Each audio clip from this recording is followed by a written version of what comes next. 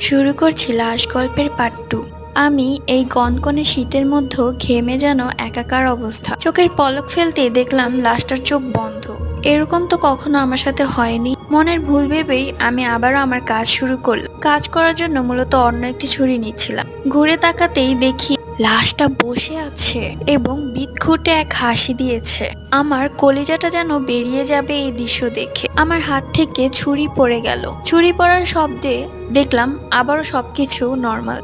লাশ ঠিক ওভাবেই শুয়ে আছে। আমি ভাবতে লাগলাম আমার সাথে এগুলো কি হচ্ছে। তারপর আমি আবার আমার কাজ শুরু করলাম। এর মধ্যে দেখলাম লাশটা আমার হাত ধরে রেখেছে এবং আবারও সে বিদঘুটে হাসি দিয়েছে। আর আমার কিছু মনে নেই। আমি সেন্সলেস হয়ে পড়লাম। জ্ঞান ফেরার পরে দেখি আমার পাশে আমার অ্যাসিস্ট্যান্ট। সে আমার হাত মুখে পানি দিচ্ছে। আমি ওকে নিয়ে সেই ঘরে গেলাম। গিয়ে যা দেখলাম তা মুখে বলার মতো নয়। মৃত ব্যক্তির শরীরের এক এক অংশ এদিক ওদিক পড়ে আছে।